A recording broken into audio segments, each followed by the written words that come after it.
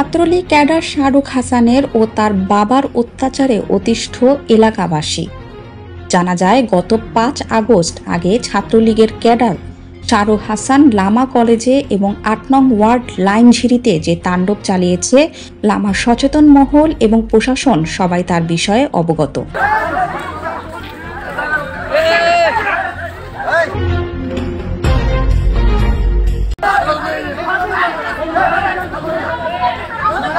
আরও জানা যায়, শাহরুখ হাসানের বাবা ইউসুফ আলী আওয়ানি দোসরা বিগত ১৬-১৭ বছর ধরে ৮ নং ওয়ার্ড বিভিন্ন রকম অপকর্ম এবং মানুষের বিভিন্ন রকম হয়রানি করে আসছিল এবং দলীয় প্রভাব খাটিয়ে এলাকার নিরীহ মানুষের জায়গা সম্পত্তি জিম্মি করে নিজেদের নামে করেন সন্ত্রাসী শাহরুখ হাসান এবং তার বাবা ইউসুফ আলী। আওয়ামী লীগ নেতা ইউসুফ আলী মহিলা দিয়ে ভূমির মূল মালিক রুস্তম আলীর ওয়ারিসদের নামে মামলা করে।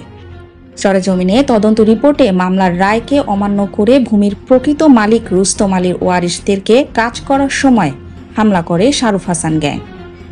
ইউসুফের পক্ষ হইয়া ইউসুফের হুবু আয়শা বেগম আদালতে কোর্টে মামলা করেছে, ম্যাজিস্ট্রেট কোর্টে মামলা করার পর রুস্তম আলীর পক্ষে জায়গাটা রায় হয়েছে। রায় হওয়ার পরে এখন রায় হওয়ার পরে ওরা যখন ঘর তুলতে গেছে, ওদেরকে এখানে মারধর কইরা এদেরকে এখান থেকে দৌড়াই দিছে। তাহলে এই জায়গাটা যেমন রুস্তম আলীর কাগজের জায়গা যেমন রুস্তম আলী যারা পায়, সেই ব্যবস্থা যেন করা হয়। শাহরুখ হাসান গং রুস্তমা আলীর জায়গা ছাড়াও নুরুজ্জামান নামে এক অসহায় ব্যক্তির জায়গা জোর জবরদখল করে।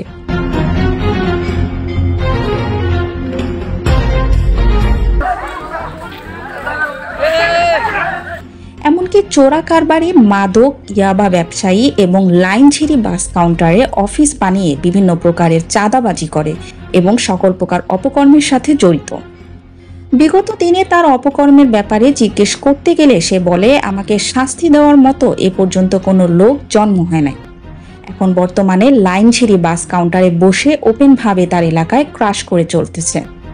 আমার নাম মোহাম্মদ নুরুজ্জামান, পিতার মৃত্যু কফিলউদ্দিন, গ্রাম পশ্চিম লাইনঝিরি, 293 নং সাগরখাই মৌজা। আমি অত্যন্ত একটা দরিদ্র পরিবারের লোক।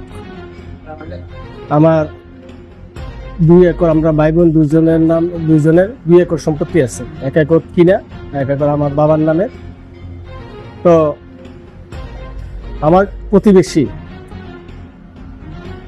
ইউসুফ, পিতা আব্দুল বারেক, ইউসুফের ছেলে শাহরুখ, ছাত্রলীগের সদস্য ইউসুফ আওয়ামী লীগের সভাপতি ছিল, এবং ইউসুফের ভাই জুলফাস ইউসুফ লীগের সভাপতি, এবং এসাক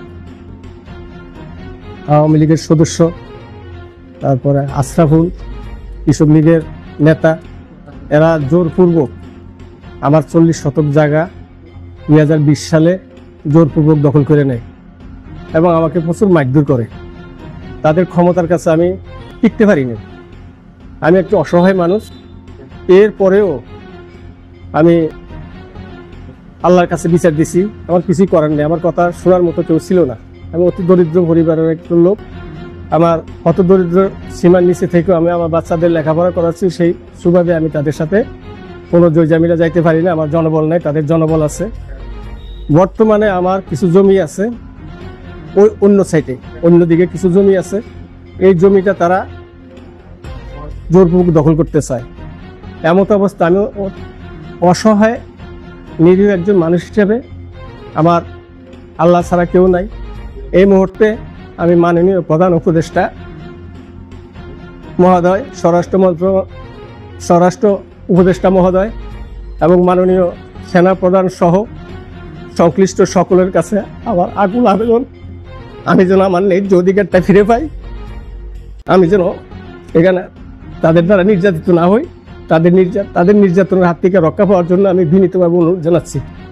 কেহ তার বিরুদ্ধে প্রতিবাদ করতে গেলে মারধরের শিকার হয়। এলাকার কিছু গণমান্য ব্যক্তিদের আমরা গণমাধ্যম কর্মী বক্তব্য নেওয়ার জন্য ওখানে গেলে সে খবর পেয়ে আমাদের উপর হামলা করার চেষ্টা করে। আশা করি প্রশাসন অতি শীঘ্রই তাকে এবং তার সাথে যারা জড়িত আছেন তাদেরকে আইনের আওতায় নিয়ে আসার জন্য কামনা করছি এবং তাদের আইনের আওতায় এনে দৃষ্টান্তমূলক শাস্তি দাবি করছি। টেক্স নিউজ, কুমিল্লা ক্রাইম বার্তা।